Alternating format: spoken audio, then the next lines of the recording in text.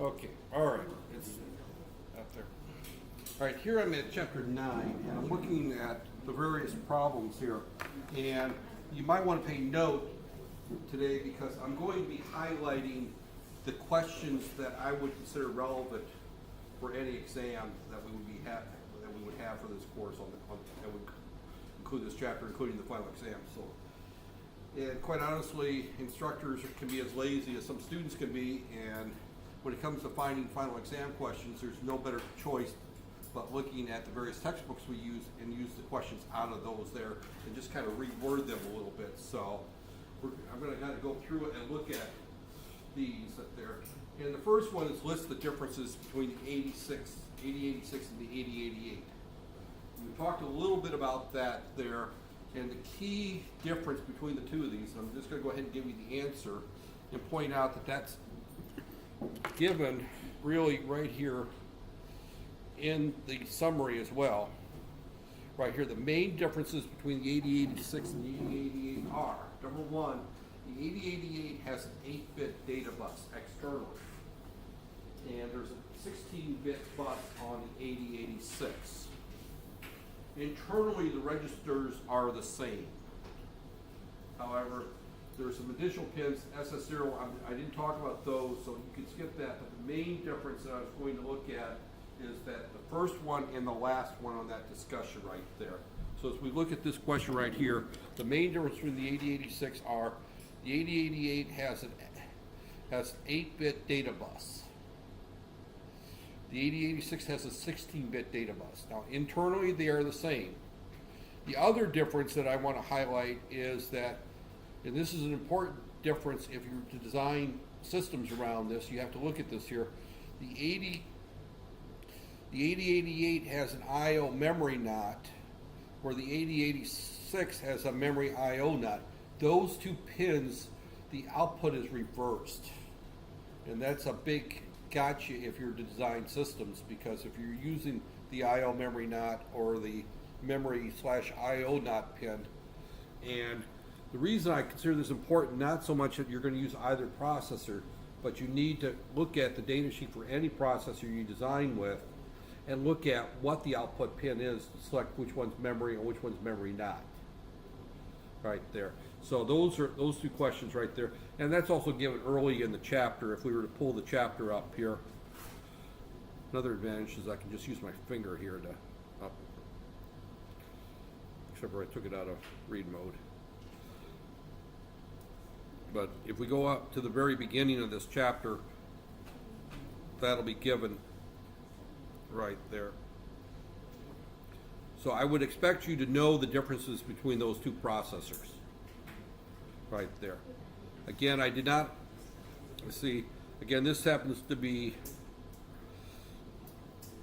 an 8086 right there, and you'll notice that it's got 16 address data lines there. Everyone see where it's got 80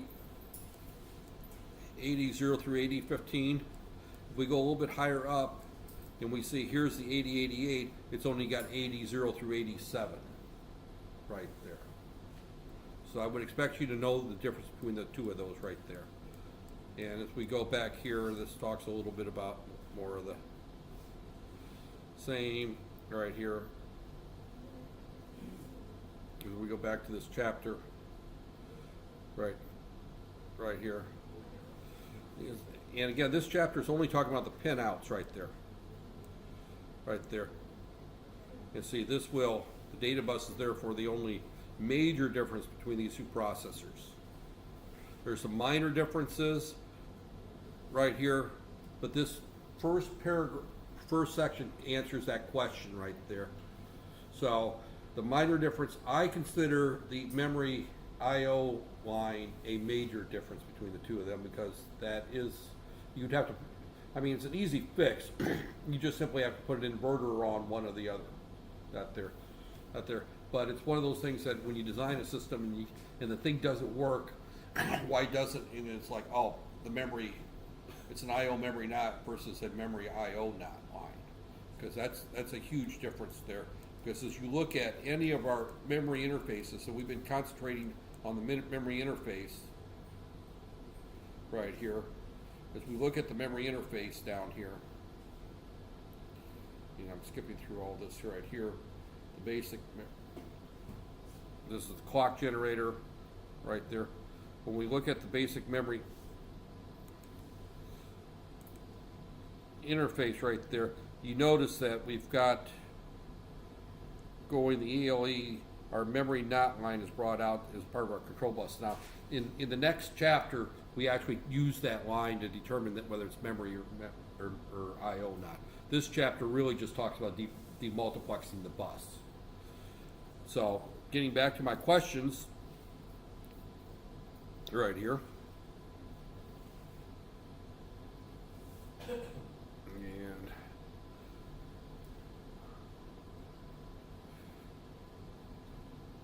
oh, we didn't want that mode. We want you read mode right here. Getting back to my next question.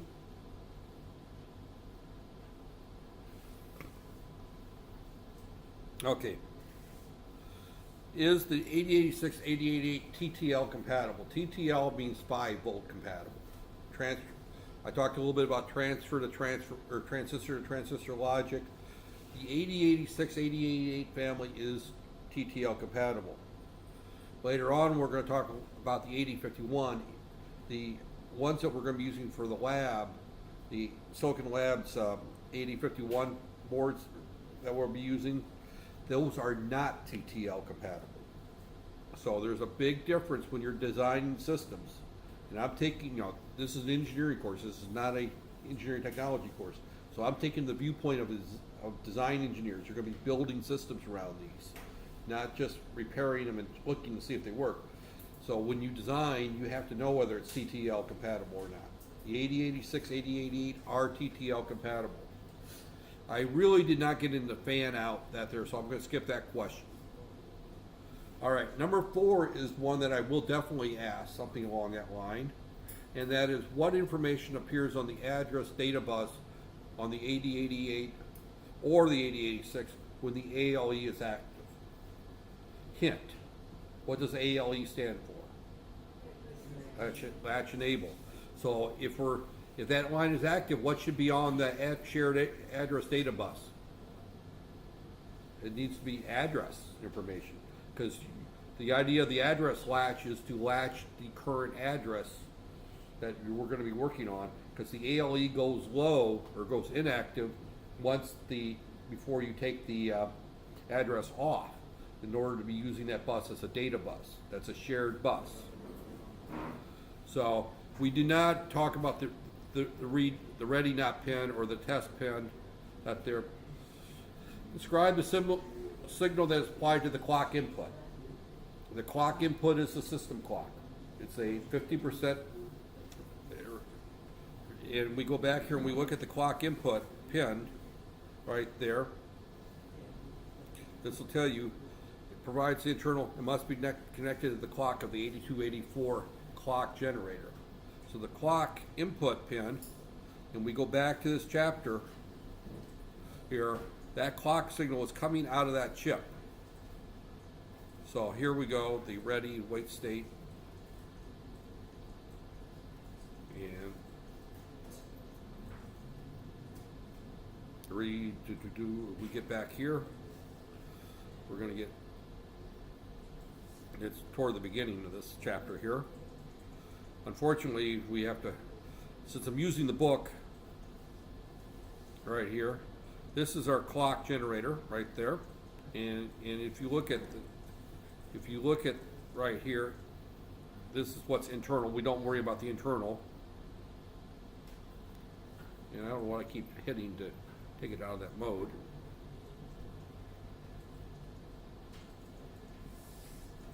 Right here. And oh, this is not going to be my day on fighting with my computer here. Right there, the clock generator generates the clock, and as you recall, going back to the very beginning of this chapter, it talks a little bit about the clock pinouts, and oh, I must have passed it right there.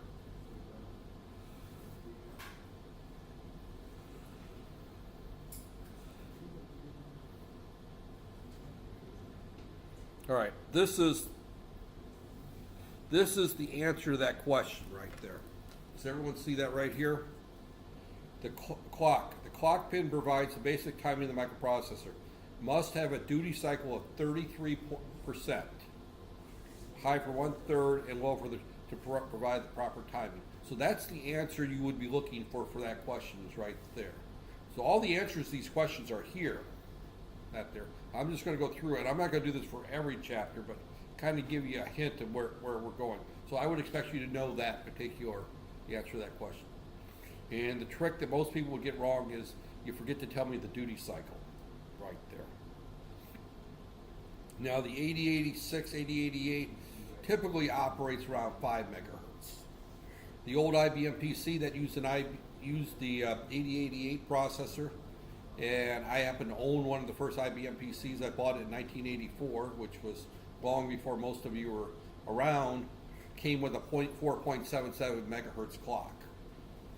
So, and if you look at the clock generator chip, this is the chip here, and it had going into it the circuit for that right there. A lot of this is in order to control the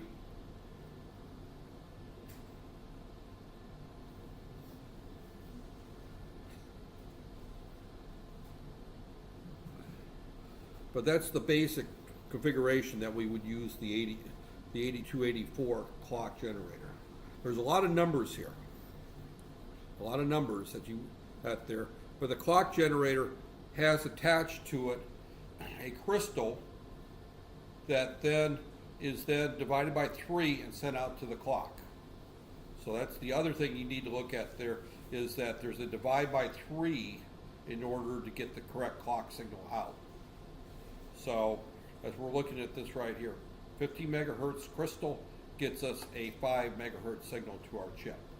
And this crystal gives us the exact duty cycle. Now you don't have to use the 8284, it just happened to be the easy way of doing it. Now when we talk about the 8051 later in the course, we'll find that we no longer have the 8284, it's built into the 8051. You know, that's one of those chips that they suck into the microcontroller. So when we looked at the, one of the questions I believe on the homework was what are the major differences between a microcontroller and a microprocessor? And one of those answers would be is the clock generator is built into the 8051 or any of the microcontrollers. You don't have to have an external clock generator chip, it's built in. Normally you just simply hook it up to a crystal, or you can just let it free. Some of them will just run free running without a crystal, like the one we're using. Most of them require a crystal, right there. But this whole chip disappears, right there. I would also expect, by the way, that you know the purpose of this circuit right here. Anybody know what this circuit does? Circling? That's the power on reset. And this is the push button that does that. Remember when you first power this up, this capacitor is discharged. It rises between 0 and 5 volts at the rate of, it will reach there at 5 time constants. The time constant in this case is 10 kilohertz times 10 microseconds. That tells you what the time constant is. So when that goes beyond our 1.7 volts, which is the limit for a TTL input to be considered a low, then that's going to toggle to high once it reaches about 3 volts right there. So, but when we first power this up or push this button, we discharge this capacitor. It's got a voltage of 0. It slowly rises up to, and what happened here? It will slowly rise up to 5 volts. All right, going back to my questions. And we're in the chapter. Yeah, we're still in chapter 9.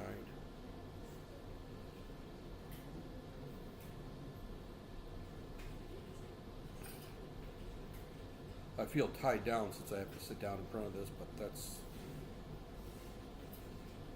okay. Got there. All right, you can skip. All right, you could skip the mode MNX, skip that question.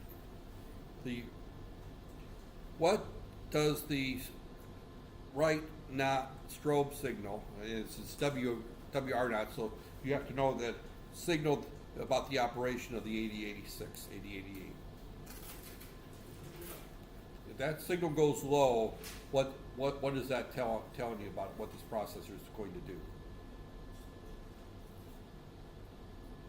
It's going to do a write operation.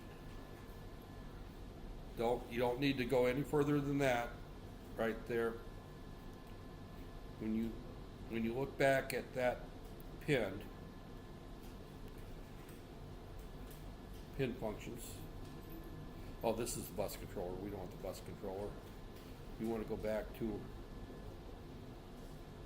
I'm going back here again.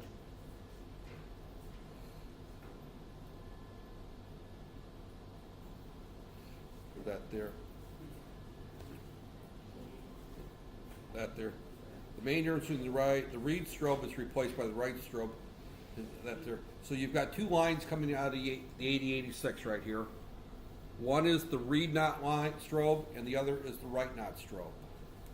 When we look at the timing here, you'll see here that the write not goes low. If we go back here and we look at the timing for a read cycle, we see that the read not line goes low.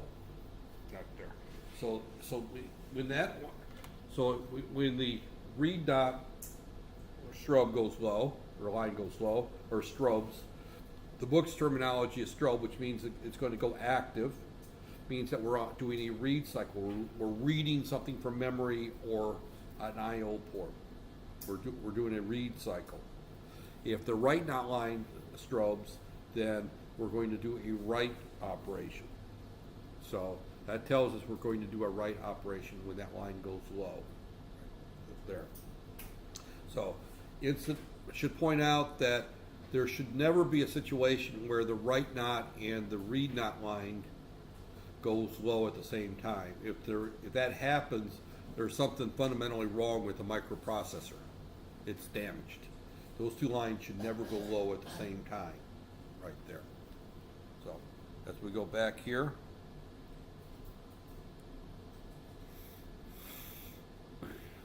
has anybody looked at these questions in the back of the chapter?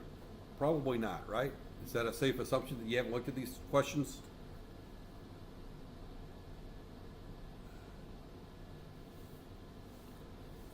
Right there. The main thing is that here is right there. When does the ALE flow to high impedance state? Does it flow to high impedance state? That's another question. And the answer to that we probably haven't covered, because the only time that that's actually going to flow to high impedance right there is if it's in a wait state. And we really haven't talked about wait states. Right here. The wait state generator right there. And if you go through and you look at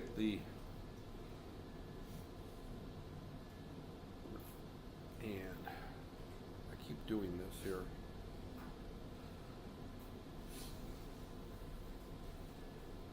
Because if you look at all the other timing, it's going to show the ALE doing its thing here.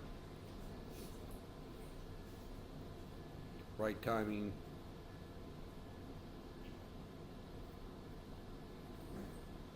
And I'm having a bad day here.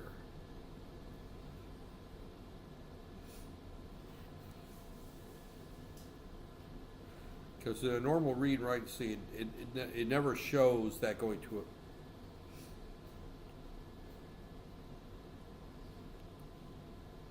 right there. So the only time it's going, we really haven't talked too much about any of the wait states, but if it goes into a wait state, then it's going to be going into a high impedance mode. And that's actually going to be generated by our bus controller, and I really have not talked about a bus controller, right there. So I would say that that question is very, very unlikely that you would see that. Matter of fact, I'll throw that question out. So do not worry about that question right there, because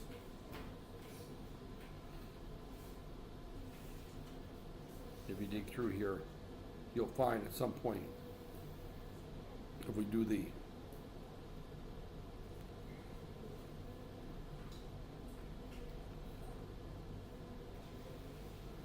right there. Okay, let me see if it's covered up here. Bus timing, bus cycle. It's not covered. Wait state stretch support order to allow memory access time control that there.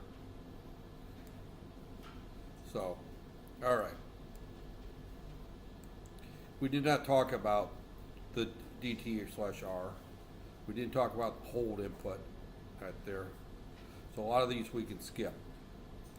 18 I just talked about right there. The 8222, the 8284A clock generator. And by the way, I will, on a final exam, I will make sure that I put 8284A clock generator so you don't have to necessarily remember the part number. The clock generator divides the crystal input by 3. That there.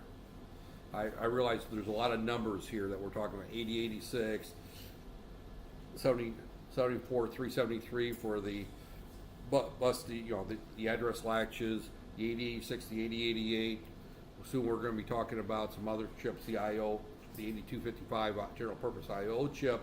So so there's a lot of numbers here that after a while you start memorizing them. But if I put 8284 clock generator, you should be able to remember that that's a divide by 3 right there. Okay, I skipped a lot of that there. 22 and 23, I would expect you to know. What bus connections are typically demultiplex on the 8086? 80 through 8015. Right there. Which ones are demultiplex on the 8088? 80 through 87. Right there. What TTL integrated circuit is used to demultiplex the buses? The 74373. That goes back to this circuit right here. As we, hopefully I don't take this out of the mode here again.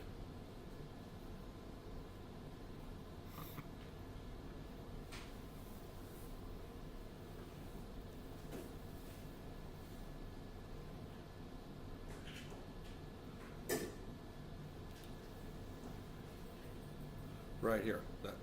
This is the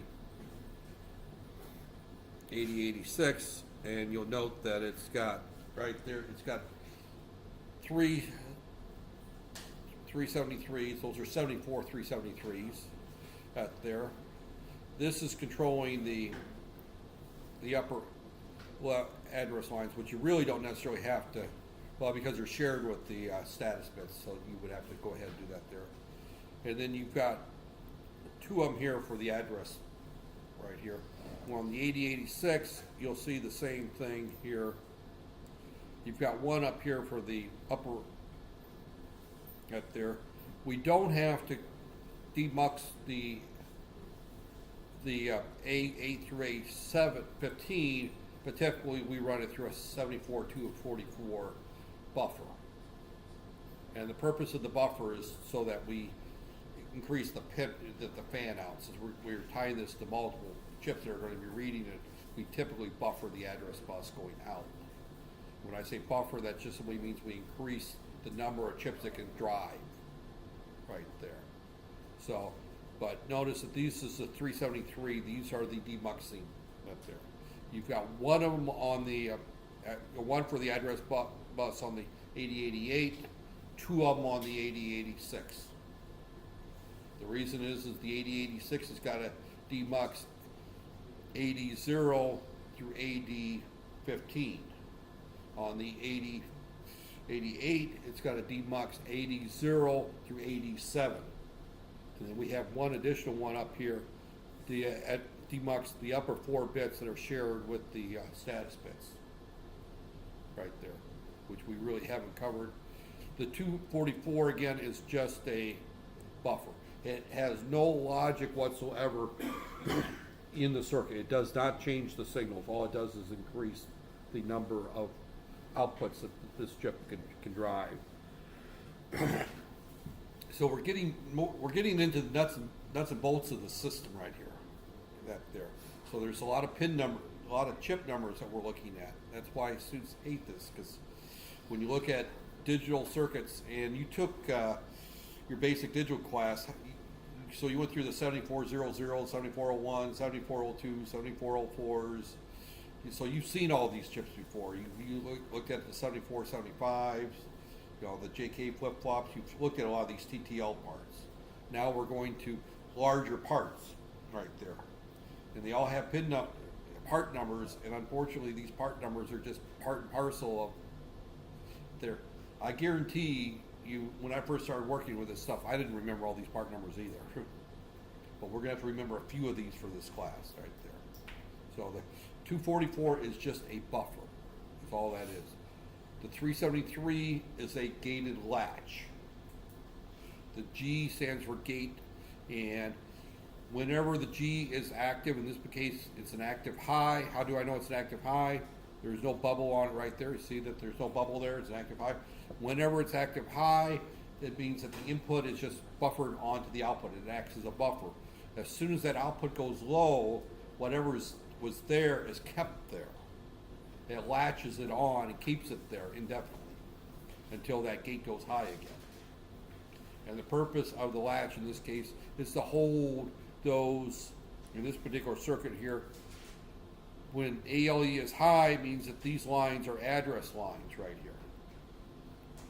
So this ALE is taken high, then the ALE is taken low, and then these become data lines. So that's what's meant by a multiplex bus. It serves two purposes at different times, right there. Actually, the answer to the others, you would probably, if you read the book's answer, it would cover A19 through A16, because those are also shared with the status bits, so those have to be demuxed as well.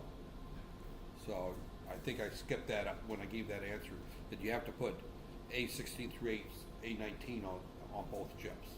They also have to be demuxed right there. Now this is very common with modern processors. The only difference is that the number of pins have increased drastically. So, a modern processor, an Intel i5, for example, is a 64-bit processor. So it has 64 data lines.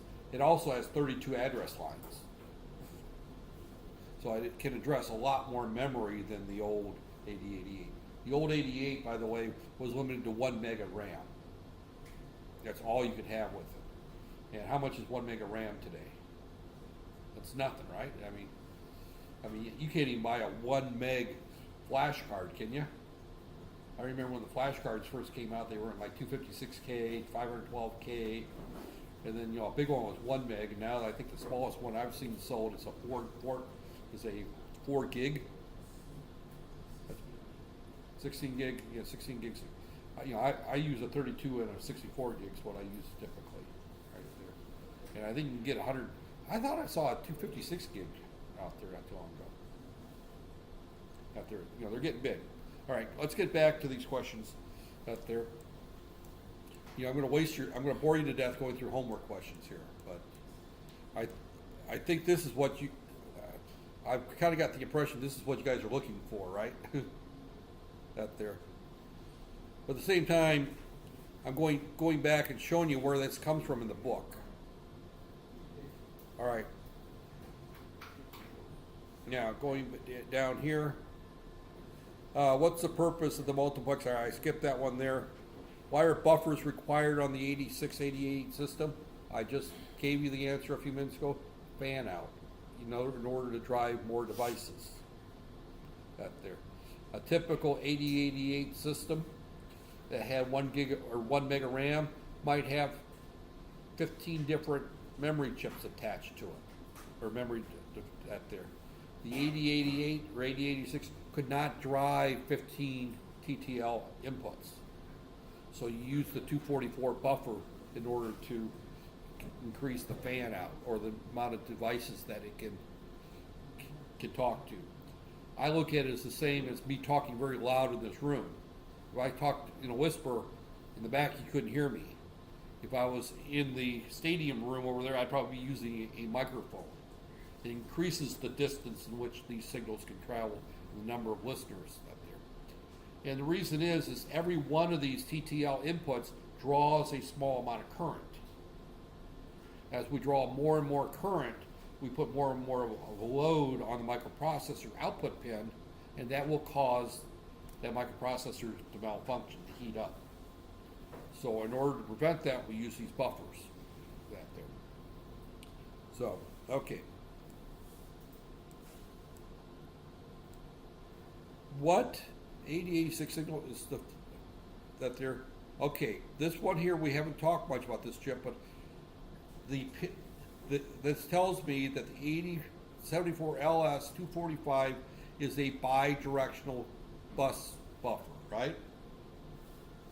In other words, this is tied to the data bus, and it goes two directions. It can either buffer the information coming out of the microprocessor, going to memory, or it can buffer data from the microprocessor, or from the memory going to the processor. It goes both directions, right there. So we need to tell this buffer whether we're doing a read or a write operation. Well, that should tell us that we would probably use,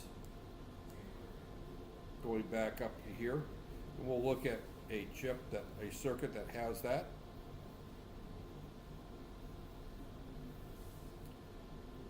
Hopefully we have one that has it.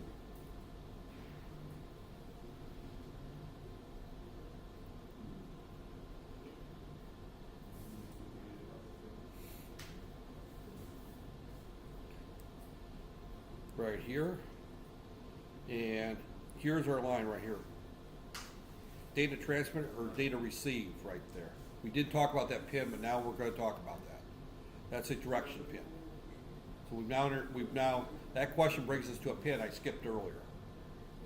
So that's an important pin, because that then ties the direction, and that goes to these bidirectional buffers, because the data bus is also buffered. We buffer let's go back to this one here. This is a little bit better one here. We buffer the address bus with a 244. That's a one directional buffer. The 245 is a bidirectional buffer. So we take the output pin, this DTR not, that's data transmit / receive not, and this tells me that when this line is high, this is transmitting and data is going from here out to here, from A to B. If this line is low, the data is going from B to A. So this particular chip right here, up there, and in your basic digital course, did you talk about buffers at all? Possibly not. Yeah, because basic digital, you normally concentrate on just gates and flip-flops and that, and you don't get into buffers so much. But all a buffer does is that internally this is a fairly complex chip because we've got, tri-state buffers that go either direction, that we use this direction line to say what direction we are. And we also have this data enable line going to here. So there's a couple pins we really did not talk about that I probably should add to our list of pins that we need to look at right there, because they are important.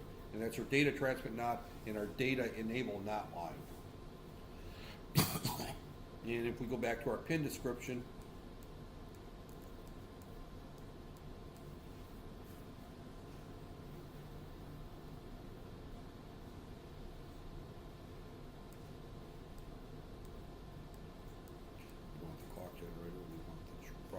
so, right here, data bus enables external data bus buffers.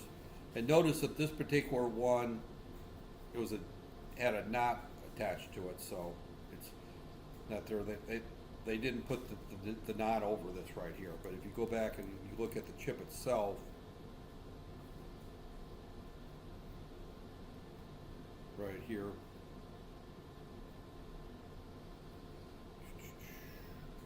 should be on here. Read knot. Oh, here it is. It's in min mode. That's not there. Right here it is. See, we're only talking about the minimum mode right there. And you can see that that's a inverted. The D enable is inverted on that particular pin right there. So I consider that a typo here. This in the book, and if you were actually using paper books, there should be a line across the top there. That's a data bus enable not line right there. So that's a mistake in the book there. That's a not line right there. Activates external data buffers, and then the directions shows the direction the data bus is transmitting. If it's transmitting, it's a 1. If it's a 0, it's receiving that there. Again, that's used with the external data buffers, data bus buffers, right there. So as we look at these various pins and we look at these chips, we see how the system starts to come together, right there. Now, this is a good portion of this class is just these 2 chapters, understanding this whole system right there. All right, as we move on toward these questions here.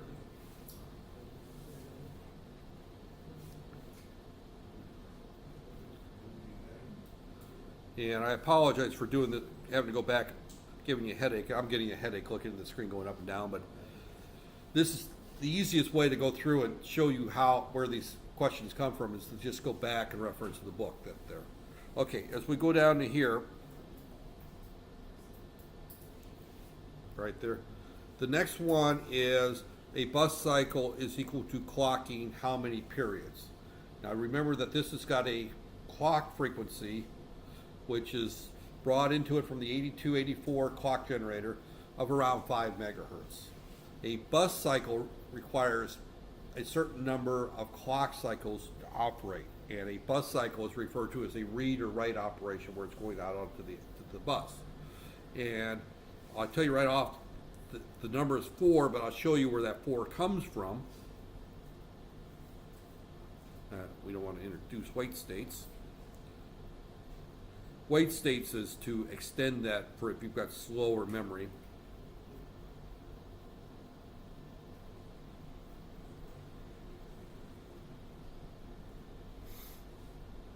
And I'm going to go to the simplified drawing. Right here, this is probably the easiest way to see that, and that's 4 clock cycles. During the first clock cycle, we put the address line up there. And they don't show this here, but the ALE is going to be high for part of that clock cycle.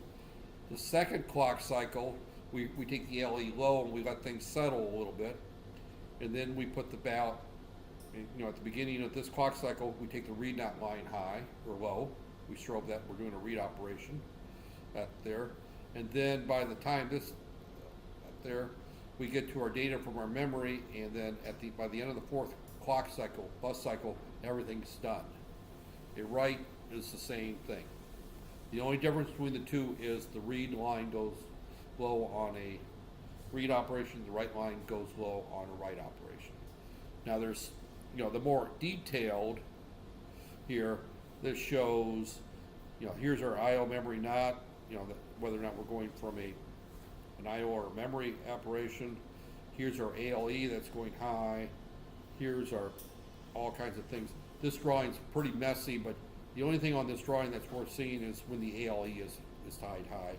And notice that the ALE goes high at the same time that we're putting valid address information out. And it goes low before we take the address off, right there. But the answer to the question is we're looking at 4 clock cycles for 1 bus cycle. So if we have a 15 megahertz crystal, we divide that by 3 for the 8284 clock generator. That's going to put in a 5 megahertz clock, and we're going to have a bus cycle. It's going to take right there, scientific, right there. So if we got 15 megahertz, e to the 3, oh, clear. Where's our E button?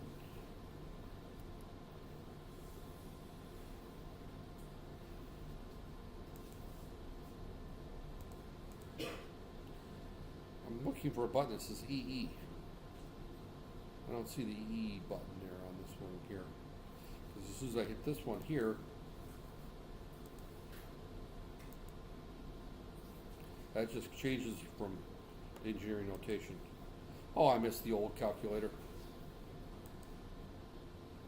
I missed the old calculator so bad. Well, we'll just take 15. We're dealing in megahertz, okay? Divide by 3, so that's 15 megahertz. Divide by 3, so we're looking at 5 megahertz going out there. And we divide by 4, that means we're looking at about 1.25 megahertz bus cycle.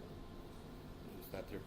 So that means that 1.25 million bus cycles in a second is what that's going to come to right there. Just 1.25 million bus cycles per, at there. Now that's assuming that we don't have any weight states added to that there. And I'm not really getting too much in the weight states there. That's probably going to wrap up pretty much the questions out of this chapter.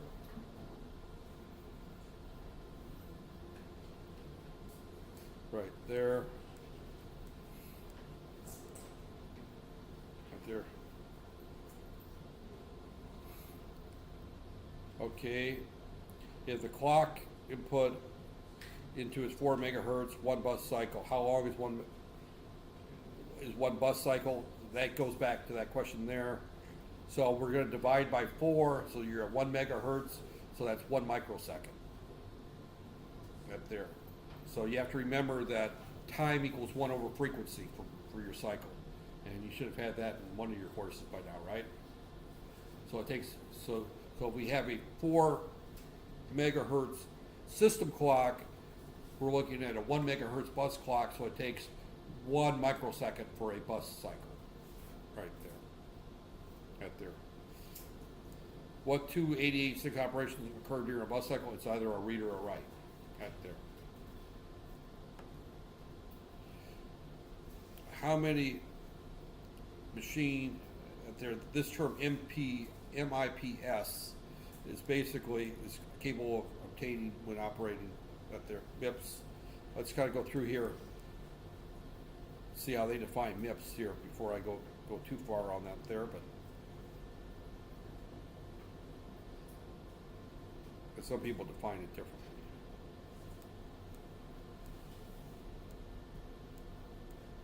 It should have.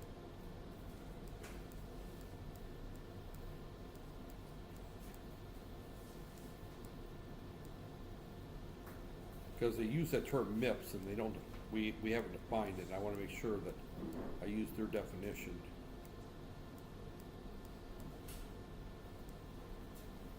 Right there. Internal queue can execute right here. So, million instructions per second right there, because the internal queue, it can execute. So it's double the, it's double the, the machine cycles right there. You divide the bus in this fuse 2 clock cycles that there. It's operating the basic frequency for these 2 processors. The bus cycle is 80 nanoseconds, and that's our 1.25 megahertz right there.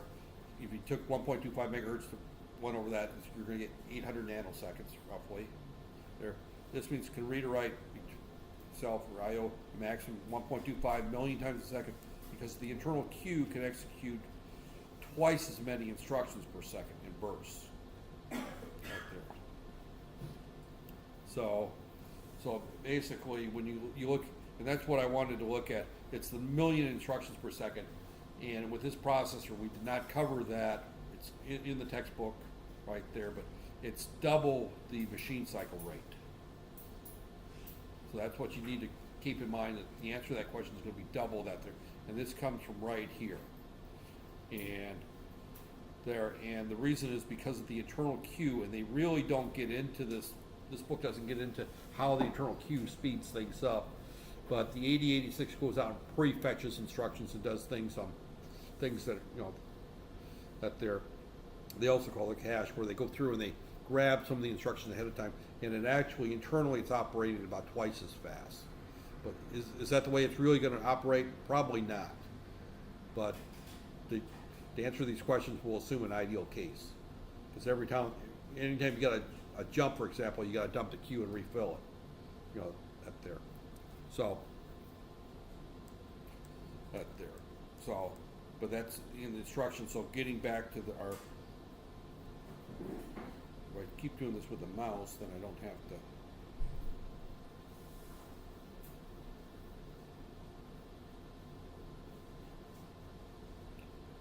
Okay. And the rest of these, I'm going to skip right there. Right there. So, as we look at these questions, let me just read them off to you from top to bottom, which ones I would hold you responsible for. 1, 2, 4, 6, 10, 12,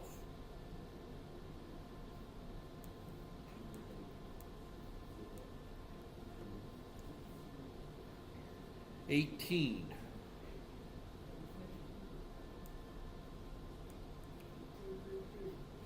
21. I did not cover here, but you should know the answer to 21, because I actually covered it. I showed you the circuit. I said, what is the purpose of this circuit?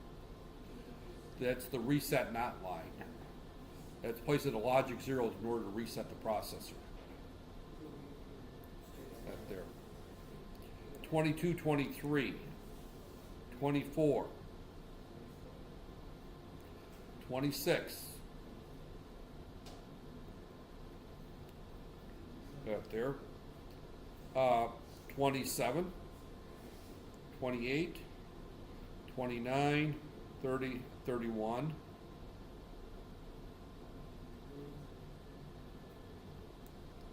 I really, 33, 34 we could get into, but I think I'll kind of skip it. How wide is this at there? It's grounding will introduce how many wait states into the bus cycle at there. We didn't really talk about wait states, so I skipped through that. So I'm going to stop it at 31 right there. So someone write that list down at there. So email me the list, I'll put it on the website at there. Because these are not homework questions to be collected, but these are questions that I would expect you to know the answers to, because I may vary these, but these make a good test bank to start with right there. All right, well, I'm going to jump to chapter 10 and go through the same set of questions the same way. Is everybody okay with me doing this? At there? Okay, chapter 10 gets more specific into the memory interface. So the questions get a little harder, a little bit more detailed. Right there. And I'll be honest, I have not looked at the questions from number 10, but we will find the answers and we will pick which ones I consider.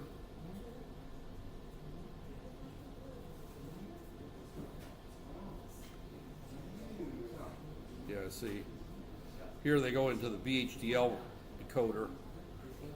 You have not had VHDL, so that's why I'm not covering PLD. Normally, that's actually the more favorite way of doing it, right there. Okay, we should be getting to the questions here.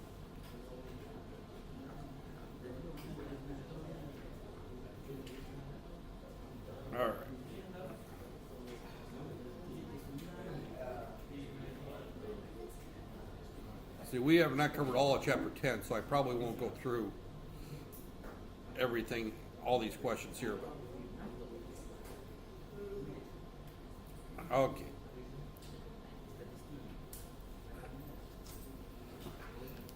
All right, what types of connections are common to all memory devices? Right there. And I will tell you right now that you can go back and look at the very early part of the chapter, and you will see, and you know what?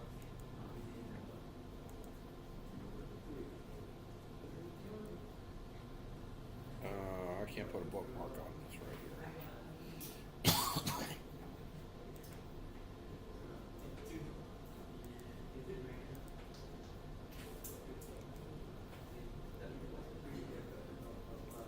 Add bookmark, okay.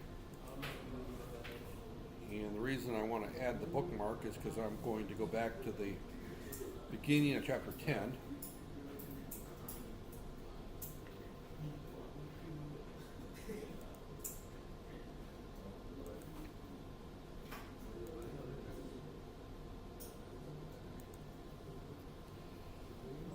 And here's our pseudo memory right there. And we talked about which connections are available to all memory devices right there. This is probably a good indication right there. We've got a certain number of address lines or output lines. So we've got address lines and our data lines. Those are connected to the address lines are connected to our address bus after it's been demultiplexed and buffered. The output or input lines or input-output lines, they're either output or input-output lines.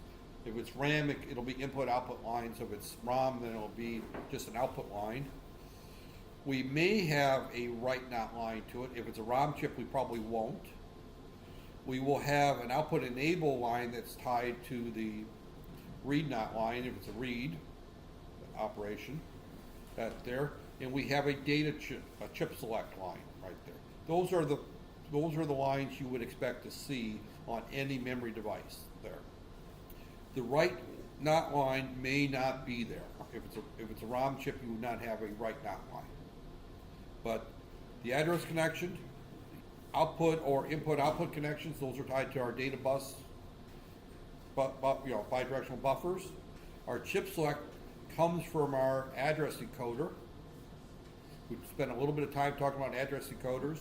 Our read-not line will go to our output enable.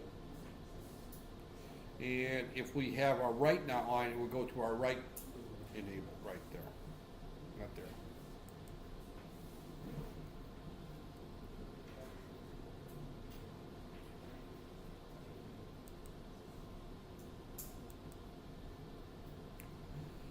And this doesn't help me any because there's all these chapter heads are bookmarked.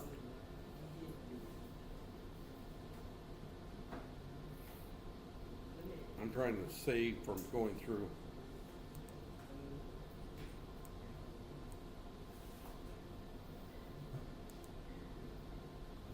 Right there. See, there's lots of questions here. We're only going to get through probably the first 5 or 10 of these questions up there. Okay. List the number of words found in each memory device for the following number of address connections. That's the 2 to the n number that I'm talking about. If we have 8 address lines going to it, it's 2 to the 8th. Well, that means that address, that particular IC will have 256 bytes of memory available to it. You use the 2 to the n to get that. If it's got 11, we just pull our calculator up. Right there. 2 raised to the 11th. I thought that was, I have that key here. Here we go. It has 2K of memory locations. And this is the if you got 13, it's 2 raised to the 13. It's got 8K out there. If it's got 20, 2 raised to the 20th. It's got 1 mega memory. If it's got 32, it's got 4 gig, which is not very much by today's standards. If you have 64, 2 raised to the 64, we've got, let's see, K, meg, gig, where it comes after gigs, terabytes right there, petabytes, gigabytes, I think isn't that the next one?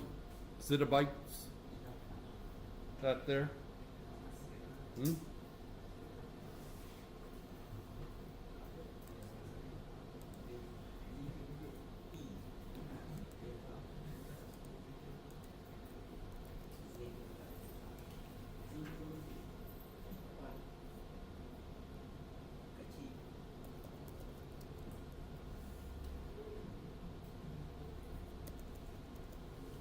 We'll say notation right there. I can't remember what comes. Once you get above tera, then I tend to forget them. That there.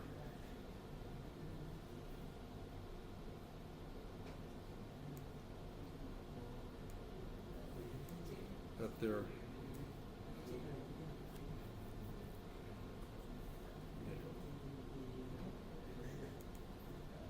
I can't remember after that there.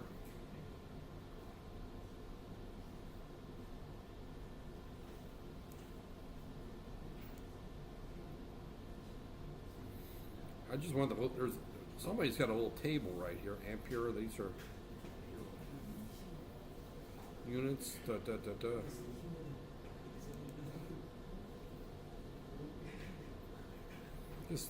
This does everything but answer my questions.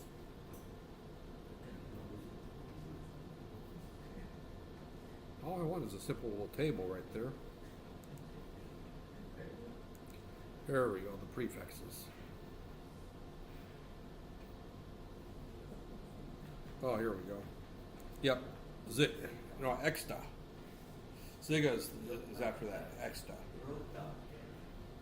So when we look at our number, right there, if you have 2 to the 64, kilo, mega, giga, tera, penta, exta. That's a big number of memory locations. Right now we're only at terabyte level size when we got there. Matter of fact, I don't know too many computers that are up into the terabyte memory. Most desktop computers I've seen a couple with 64 gig of RAM. I personally run 32 gig on my main machine.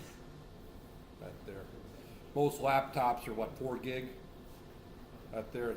This one's got 8 gig in it. Up there. So most people run their desktop computers with between 4 and 8 gig. Up there. So, but when you look at these new modern chips,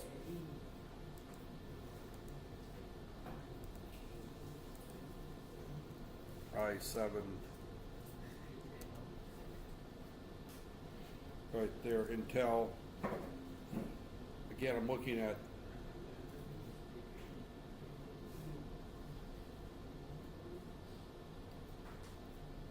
the instruction set, 64-bit instruction set. Yeah, I see this particular processor will backs out at only 32 gig. Right there. So 32 gig is a much smaller number right there. I think it's maybe 34. That takes you to 18 gig right there. So 2 raised to the 25th is right around your 32 gig right there. So it's got, that tells you how many, and about how many memory lines. What did I have? 25 there is what I used? No. 35, right?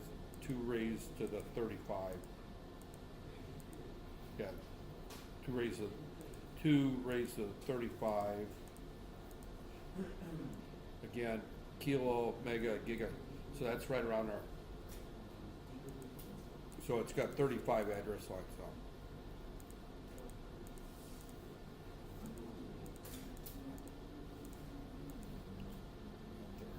So, okay. Going back to our question right here.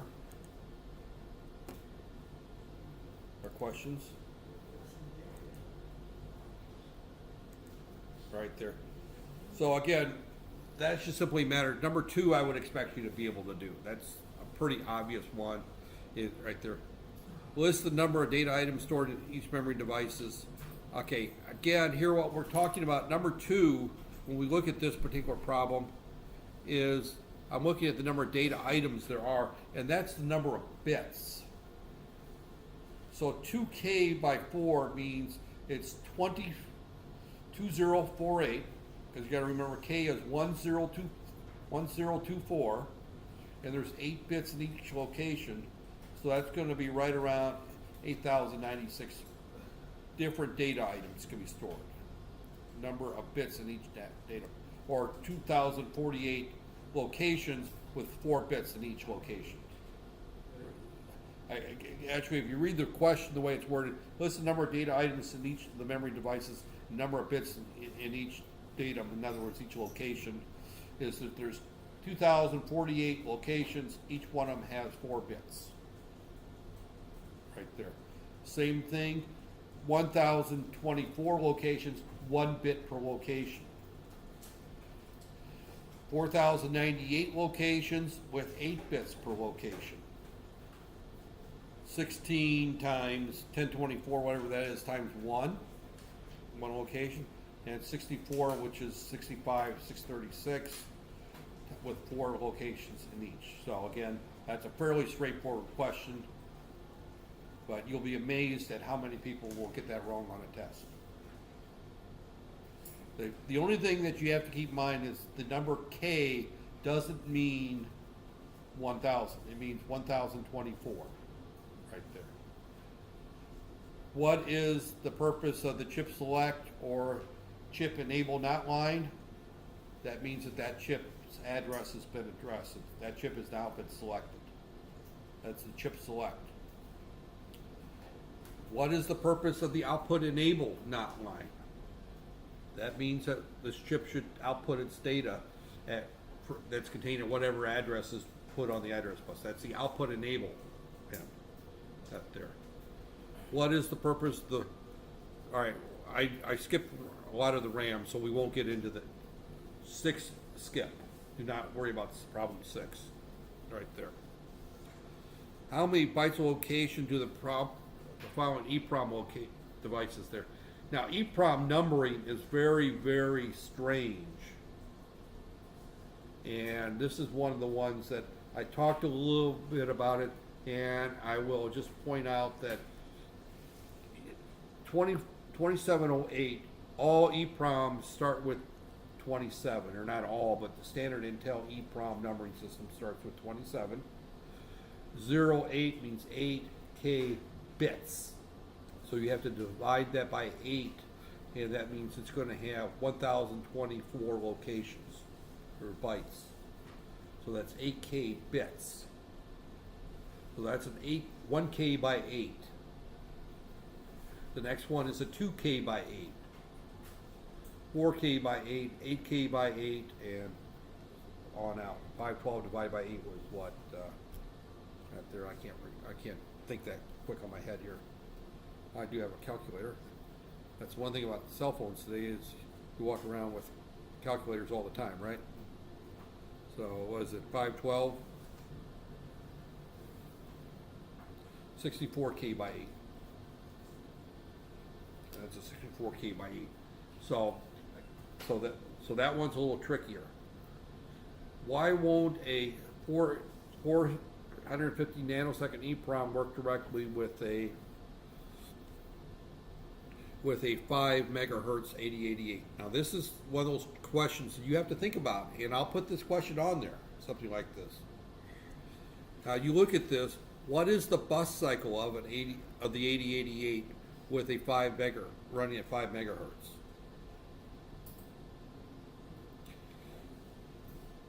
What is that bus cycle right there? Right there. And I'll go through the book, find it in the book where they talk about this. We really haven't talked about this. We're getting a little ahead of the game, probably about where I'm going to stop for the day. Let's see, what time did I start? I started right at 12. And I'm good for about a little over an hour. Typically, I find most of my lectures run. They're supposed to be an hour and 45 minutes, or an hour and a half or so, but I don't go much more beyond an hour. But let's take a little bit of side back there and look at the timing. And that's early in this chapter right here, where we look at the timing here. Because this is a big part of selecting memory. Because you have to have something fast enough. And I asked the question earlier, not many of you add memory to your own computers, right? Or put computers together and play with computers, right? Most of you don't do that. But when you buy memory, depending on your motherboard, you have to specify, it'll specify whether the speed of the memory you want to buy. And I'll talk, why are we getting, this is taking me forever to get characteristics, the timing, dynamic RAM memory, static RAM memory. All right, here we go. That there. Address to that there.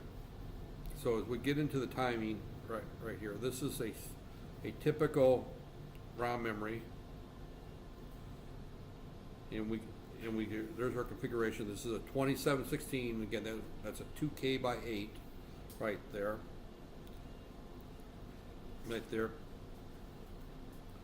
right here, and we get into a little bit of the AC characteristics.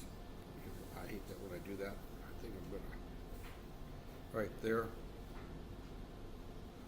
And see, that's the amount of time it takes before the data, right there. One important information about the timing diagram, the data sheet of memory access time indicates the time from the appearance of the address until the appearance of data at the output, right there. That's right there. Allowed right here. This is the sentence where this question is buried in right there. And I'm going to stop at this point right here and just talk a little bit about this right here. Basic speed of the Z from for recall is operated 5 megahertz, allowed the memory 460 nanoseconds to access the data. That comes back to that previous discussion of that there. And because it allows at 460 nanoseconds, and the memory can operate at 450, it should work right there. Right there. So it has enough time. That there. If it takes more time than that, we have to put in wait states. That there. That there. So, yeah, actually 460 is too long. 450 is really too long right there. That's getting on the edge. I probably wouldn't use a 450 right there. So that's typically why you have to add the wait states for some of the memory, is because the memory is too slow for the cycle right there. And this timing, I'm sorry, but in the microprocessor world, you start getting into this timing issue. It really things get easier when you get into microcontrollers because you bring the memory into the chip. What slows down everything in a microprocessor system, a desktop computer system, is whenever you leave the pin of the chip and go onto the circuit board, you're going through a solder connection. You're going through a line on the printed circuit board. You're going through another pin. All these add delays. As soon as you start taking the delays out and putting everything on the same piece of silicon, all these times go up very, very fast right there. I think I'll come back and we'll get a little bit more into this timing. I don't want to spend a lot more time on memory. I'll probably just spend the tutorial sections this week, and that's going to be it there. I'm hoping to have the software installed on these machines by the end of this week, so we can start doing some labs.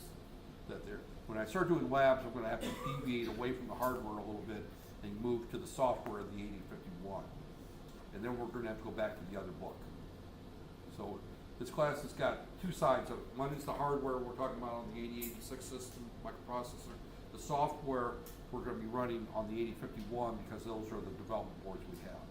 The software, the way we write the software is very similar between a microcontroller and a microprocessor. It's the hardware that changes drastically.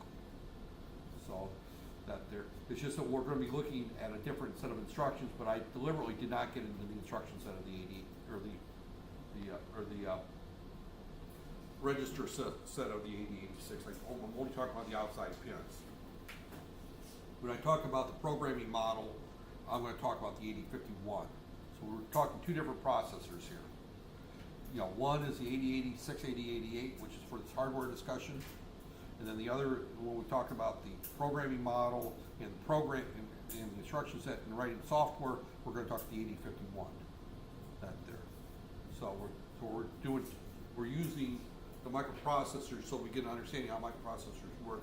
So when we get into the microcontroller, we have to realize that all this stuff we're talking about here is sucked into one chip, and we don't have to worry about that when we're dealing with the 8051, because it's got the ROM built into it, it's got the RAM built into it, it's got the clock generator built into it, it's got all the buffers, all that stuff is all built into the chip. So we don't have to worry about that. But what's in the 8051 is everything here. So that's inside the chip. If you're building a microprocessor system beyond the scope of a simple microcontroller, then you have to get into this. So with that, I think I'm going to shut her off. We're supposed to run to, actually, it was 2 o'clock we're supposed to run till, something like that. I don't know what time we're supposed to end. I don't worry about those things, sir.